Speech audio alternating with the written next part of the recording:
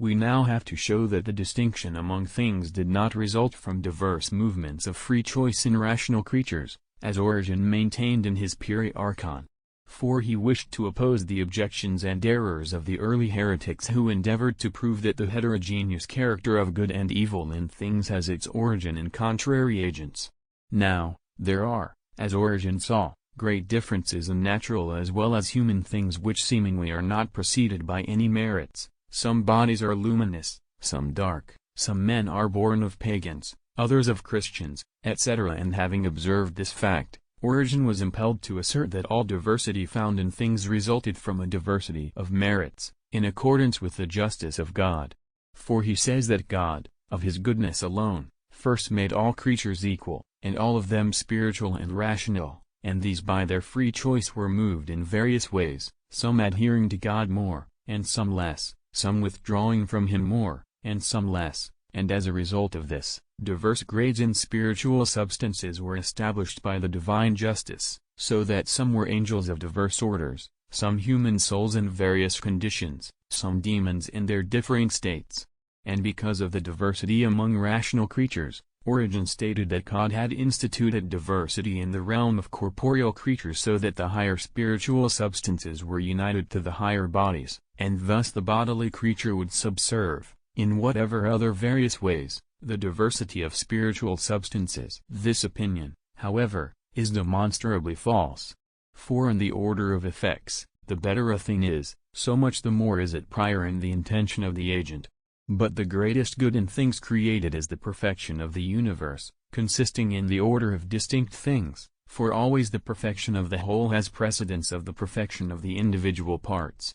Therefore, the diversity of things results from the original intention of the first agent, not from a diversity of merits. Then, too, if all rational creatures were created equal from the beginning, it must be said that one of them would not depend, in its action, upon another. But that which results from the concurrence of diverse causes, one of which does not depend on another, is fortuitous.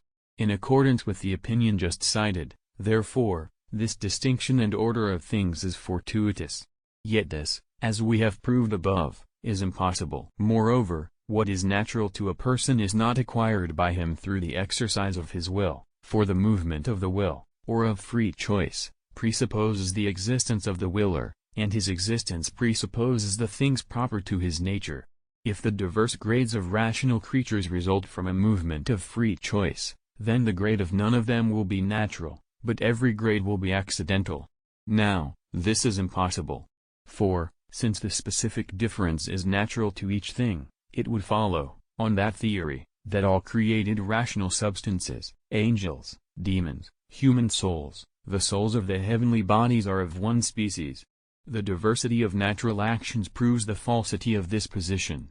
For the natural mode of understanding proper to the human intellect is not the same as that which sense and imagination, the angelic intellect, and the soul of the Son, require, unless, perhaps, we picture the angels and heavenly bodies with flesh and bones and like parts, so that they may be endowed with organs of sense, which is absurd.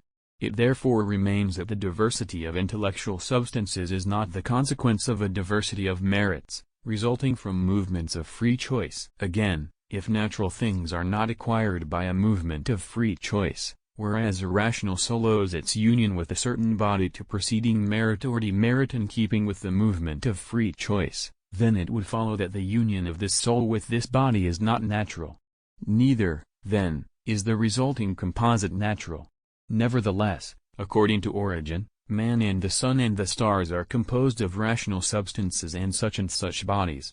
Therefore, all these things, which are the noblest among corporeal substances, are unnatural. Moreover, if the union of a particular rational substance with a particular body befits that substance, not so far as it is such a substance, but so far as it has merited that union, then it is not united to that body through itself, but by accident. Now, no species results from the accidental union of things, for from such a union there does not arise a thing one through itself. Thus, white man is not a species, nor is clothed man. From the hypothesis in question, therefore, it would follow that man is not a species, nor is the sun a species, nor the moon, nor anything of the kind. Again, Things resulting from merit may be changed for better or for worse, for merits and demerits may increase and diminish, a point particularly stressed by Origen, who said that the free choice of every creature can always be turned to either side. Hence, if a rational soul has obtained this body on account of preceding merit or demerit, then it is possible for it to be united again to another body, and it will follow not only that the human soul may take to itself another human body, but also that it may sometimes assume a sidereal body, a notion in keeping with the Pythagorean fables according to which any soul could enter any body. Obviously, this idea is both erroneous as regards philosophy, according to which determinate matters and determinate movable things are assigned to determinate forms and determinate movers, and heretical according to faith, which declares that in the resurrection the soul resumes the same body that it has left. Also, since multitude without diversity cannot exist, if from the beginning any multitude at all of rational creatures existed, then there must have been some diversity among them. And this means that one of those creatures had something which another had not. And if this was not the consequence of a diversity in merit, for the same reason neither was it necessary that the diversity of grades should result from a diversity of merits. Every distinction, furthermore, is either in terms of a division of quantity, which exists only in bodies, so that, according to Origen, such distinctness could not exist in the substances first created, or in terms of formal division. But without a diversity of grades there can be no formal division, since division of this kind is reduced to privation and form. Necessarily, then, one of the reciprocally divided forms is better and the other less good.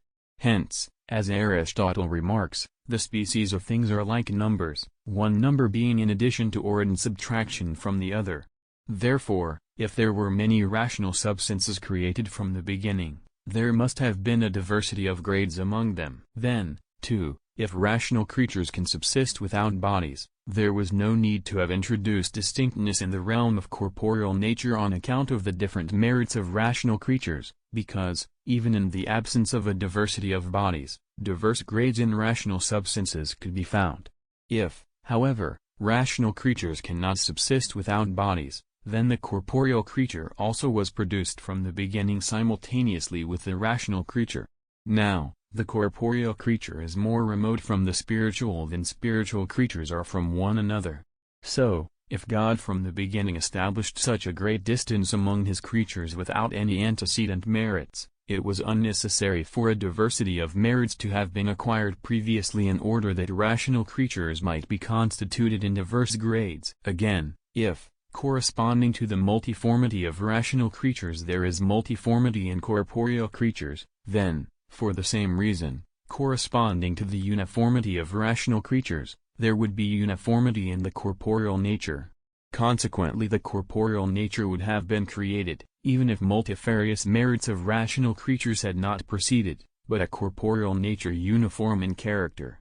Hence, prime matter would have been created, a principle common to all bodies, but it would have been created under one form only. But prime matter contains potentially a multiplicity of forms. On the hypothesis under consideration, prime matter would therefore have remained unfulfilled, its one form alone being actualized, and this is at variance with the divine goodness. Moreover, if the heterogeneity of corporeal creatures arises from the various movements of the rational creature's free choice, it will have to be said that the reason why there is only one sun in the world is that only one rational creature was moved by its free choice in such a way as to deserve being joined to such a body as the sun. But, that only one rational creature sinned in this way was a matter of chance. Therefore, the existence of only one sun in the world is the result of chance, it does not answer to a need of corporeal nature. The spiritual creature, furthermore, does not deserve reduction to a lower status except for sin, and yet, by being united to visible bodies, it is brought down from its lofty state of being, wherein it is invisible.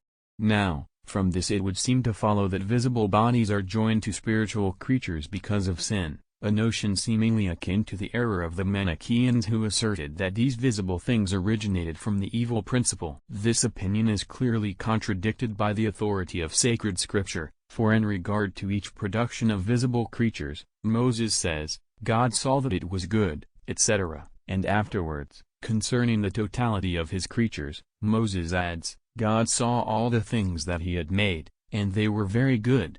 By this we are clearly given to understand that the corporeal and visible creatures were made because it is good for them to be, and that this is in keeping with God's goodness, and not because of any merits or sins of rational creatures. Now, Origen seems not to have taken into consideration the fact that when we give something, not in payment of a debt, but as a free gift, it is not contrary to justice if we give unequal things, without having weighed the difference of merits, although payment is due to those who merit.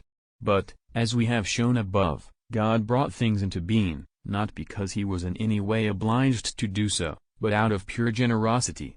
Therefore, the diversity of creatures does not presuppose a diversity of merits. And again, since the good of the whole is better than the good of each part, the best maker is not he who diminishes the good of the whole in order to increase the goodness of some of the parts. A builder does not give the same relative value to the foundation that he gives to the roof, lest he ruin the house. Therefore, God, the maker of all things, would not make the whole universe the best of its kind, if he made all the parts equal, because many grades of goodness would then be lacking in the universe, and thus it would be imperfect,